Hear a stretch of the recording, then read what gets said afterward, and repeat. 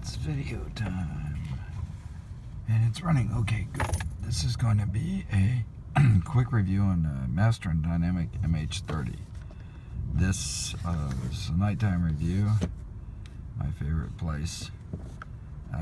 This is an on-ear headphone. It's heavy. It's a lot of metal in here.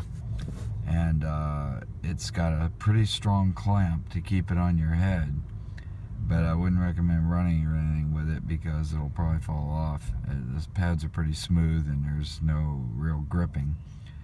The good news is the pads are soft and squishy, so they are comfortable if you don't mind the heavy clamp of the headphone. But anyway, that's what it is what it is. It's not like their MH-30, which is, I guess, supposedly a round ear.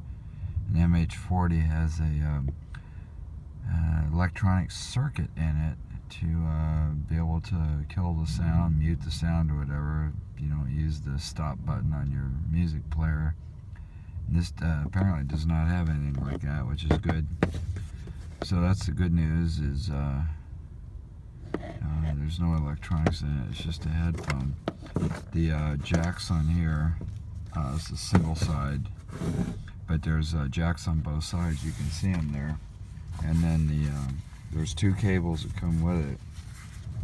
And the so-called Apple compatible cable is this one with the Apple connectors on both ends. And it's fabric woven cable, good.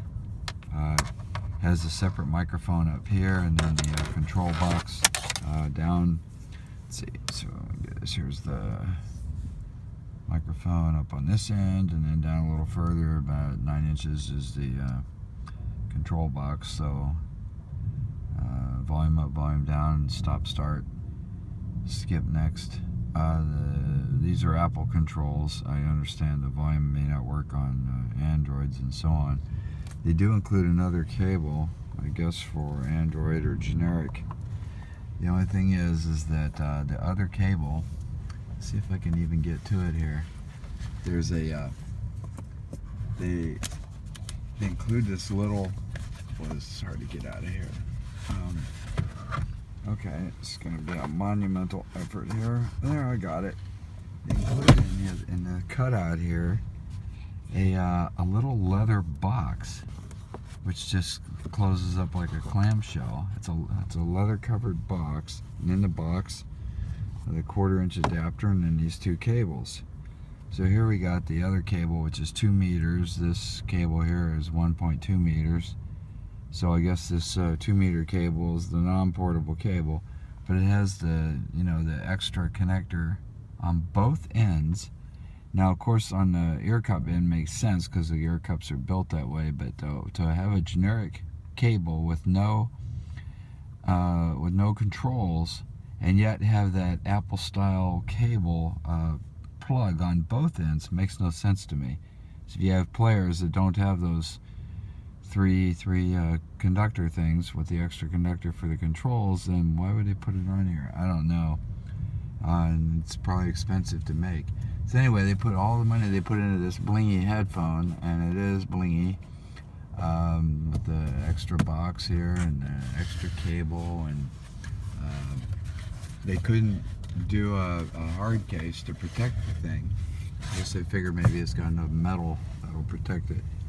But anyway, they gave me a bag.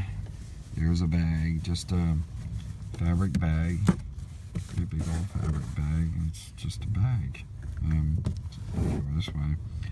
You can see right here there's a little place that just clasps right here, or they go together magnetically, and the bag opens, and then you supposedly put the headphone in the bag. Now the headphone itself folds up. The ear cups fold flat. There's a lot of headphones like this, like so you can fold the ear cups flat, and then also you can bend these things into the headband like so you've got something that's smaller, which again would be good for a hard case of some kind, but in that bag, that doesn't make much sense to me. Even folding flat to go into a bag doesn't make much sense. The bag's just it's a bag, and you know you're gonna twist these things around. And they warn you in the literature, that don't overstretch the ear cups, don't bend them too far, or whatever. But you put them in a cloth bag. Well, I don't know. Somehow it doesn't really make a whole lot of sense to me. So anyway, there's kind of a look. It's like I said, it's very blingy. It's got all this nice stuff, and it's got these lambskin colored ear pads, and the ear cups are deep, you know, so they're not your ear. If the thing squeezes real tight on your head, at least your ear won't go down in here and hit something. This has almost no. Unless I'm just totally missing something here, I don't see any way to have more than, let's see if I can get this. Okay, this is a total range of adjustment. What you see right here, let's see if we can get a better picture of that. Okay, you see the little stem right there, and this goes down like so, and that's it. That's the total range of adjustment, which is not a half an inch, probably about 3/8 of an inch.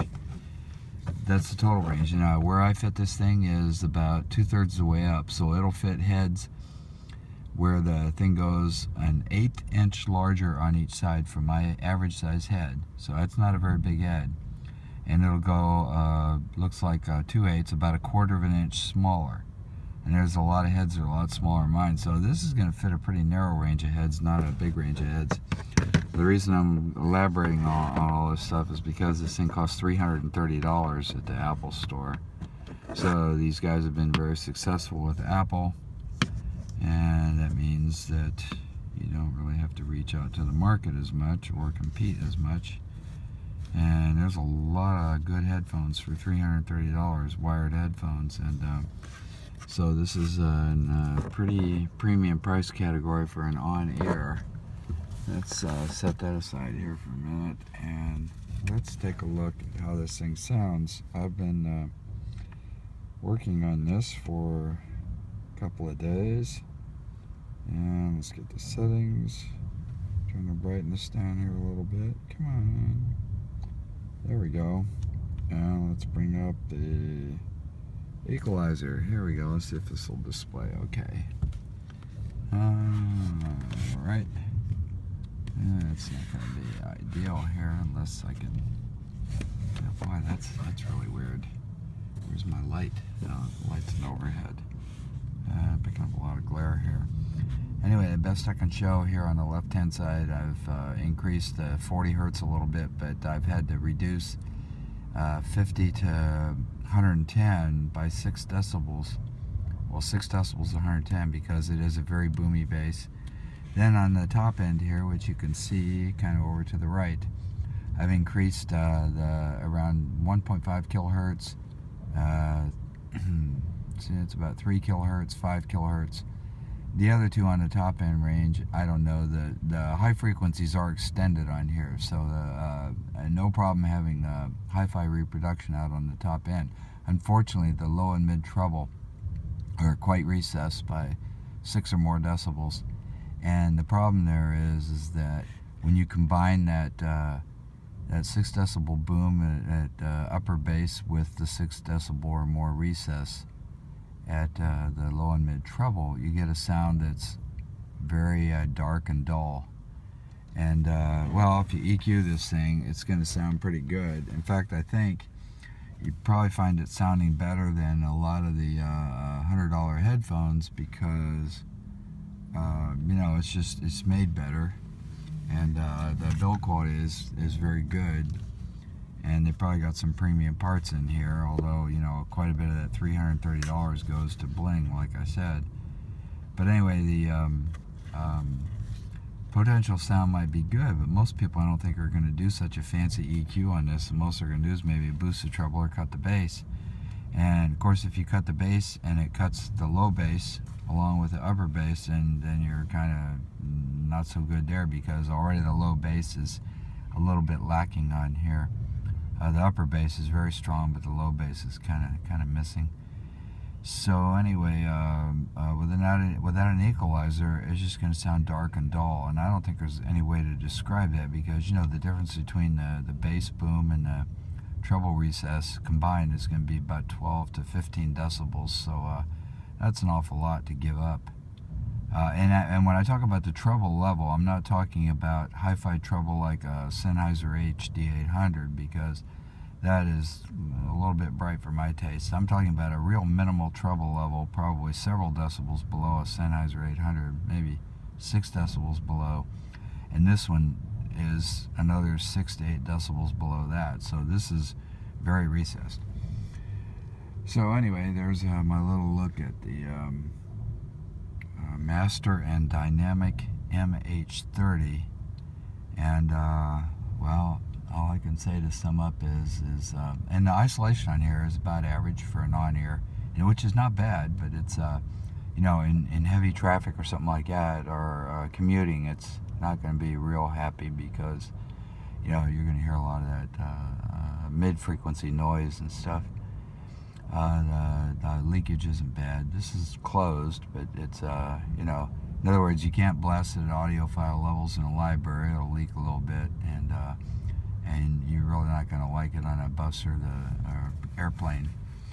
But other than that, you know, it's probably it's certainly better than an open headphone.